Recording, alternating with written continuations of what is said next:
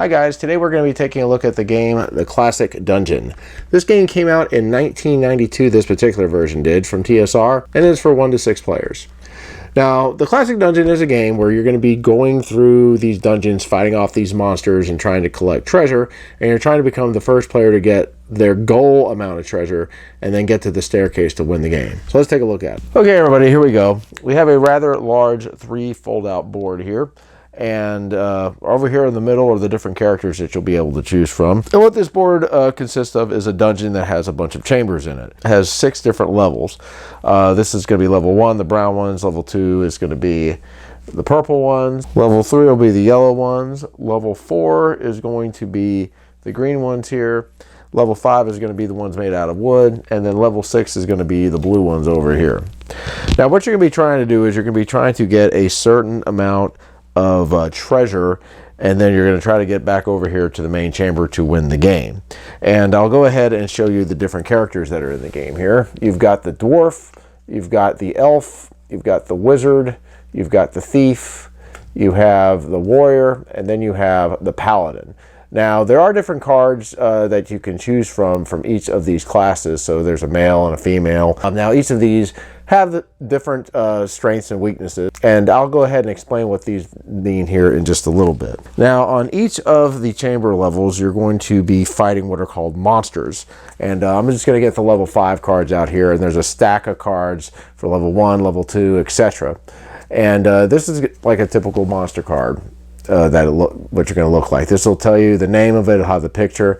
The different numbers represent what each character is going to have to roll in order to defeat the monster. So for example, the warrior is going to have to do the red numbers. The elf will have to do the white numbers, and so on and so forth. Now, if you are able to defeat the monster, you are going to receive the treasure that is in that chamber.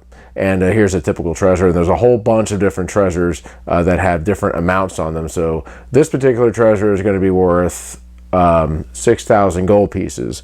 Now, the deeper the level you go, the more the treasures are going to be worth, but the monsters are also going to be harder to defeat as well. So when you look at your character, the first thing you'll see is the color that it's going to attack on. So this particular one's going to attack on the red number. There's one here that says secret doors. Now, secret doors are going to be the ones that are dotted lines over here on each of them. And if you are able to roll a 1 or a 2 for this particular character, this is going to allow you to open the secret door, and if you don't, then you're not going to be able to go through it. There are doors in here that are not secret doors, and these are the simple ones here that are open like so. The next thing up is move. This is going to tell you how many spaces your character is going to be able to move. In this case, you'll be able to move 5. So what you'll do first is you're going to start here in the main chamber, and let's just say I want to go 1, 2, 3, 4, 5 or something like that. I could go 1, 2, 3 if I would like to, but this is just going to simply tell you how much you can move. The one that says is ambushed on, and the number is a 10.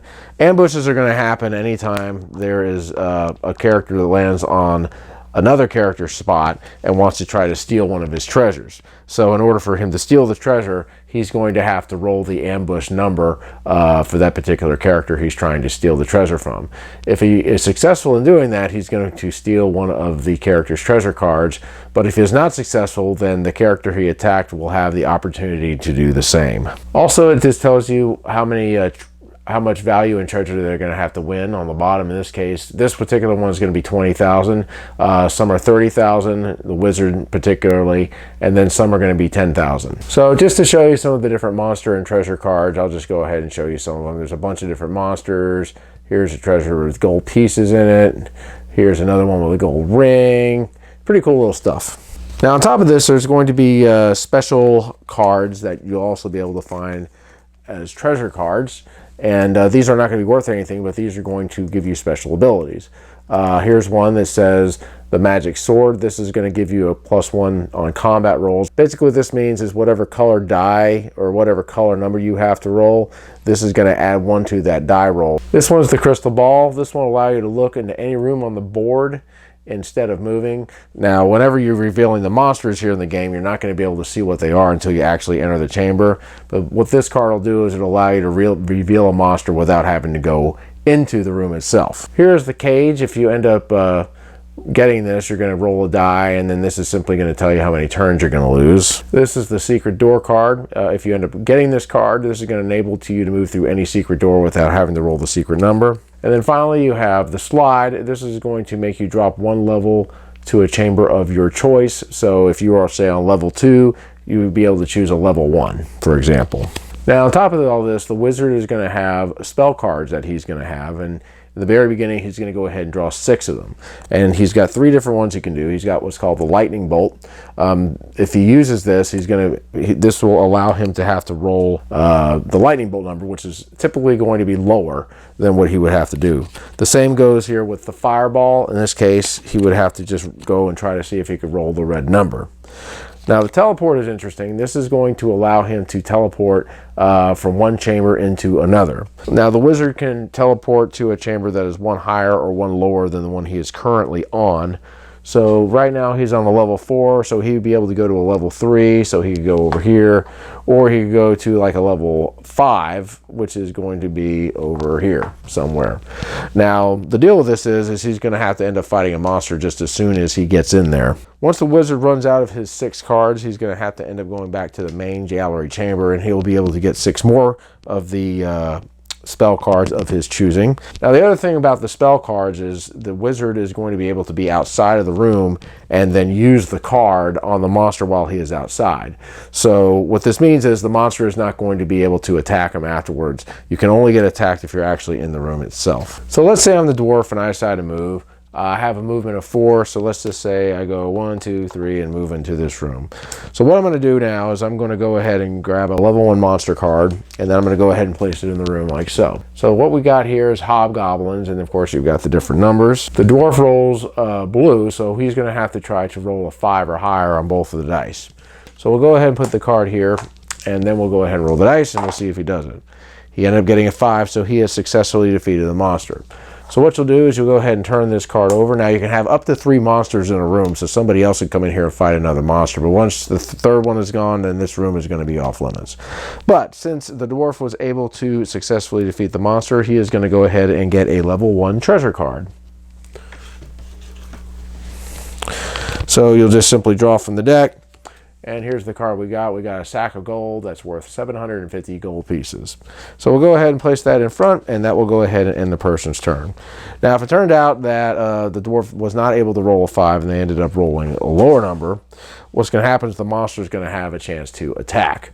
So depending on what the monster rolls, you're just simply going to follow what this says. What happens when you get wounded is you're going to take your character card and turn it over to this side where there is a W. If you end up getting hit again, then this is going to take the character out of the game and he'll have to start over.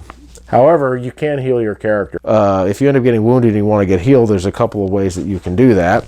You can return to the main staircase, which is over here, and at the end of your turn, you'll get restored back to unwounded status. The other method is to seek out a paladin, because the paladin has a healing ability. So you would just simply find where the paladin is and land in the same space as he or she, and then you would end up getting healed that way. Now, the paladin can heal himself or herself, but he or she is going to have to lose a turn in order to do so. Also, if it turns out that the monster is not defeated, you're going to just simply go ahead and leave the card face up like this until someone ends up defeating it. Now, 2 players can actually take on a monster and team up to try to defeat him, and what's going to happen there is they're going to get a +1 to hit for every extra hero present who joins in. You just have to figure out how you're going to go ahead and split up the spoils. So anyway, you're going to be going throughout the game, searching the different chambers, fighting the different monsters, collecting the different treasures. Once somebody is able to get over to their goal amount of treasure that they need, they can just simply make their way back over here to the chamber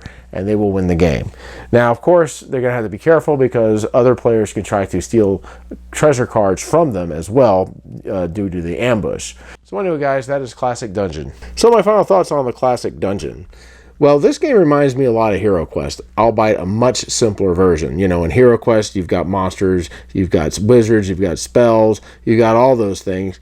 And, of course, you have the reveal thing where when you go into a room, you won't know what's in there until you go inside the room. The main thing with this game is going to be the dice rolling. You're going to be chucking a lot of dice in this game trying to fight off these monsters. But I like it. I mean, It's a simpler version of Hero Quest, and I would consider it like an entry-level game to Hero Quest, and then games that are bigger than that as well. I did the expert version of the game when I did the review. It does change things up a bit, you know, because all the characters have the same abilities, but they have different levels of the abilities. Some require more treasure to win, some require less treasure. Then you got the wizard that's got the spells. So they got a lot of cool little things in this game, I think. But if you're looking for something that's simpler than Hero Quest and you're looking for something to pass up the time, I would give this game a shot. It's got some cool artwork, and it's a cool little game, and it's based off the game from 1975. All right, guys, that does it for me. I'll see you later. Keep on gaming.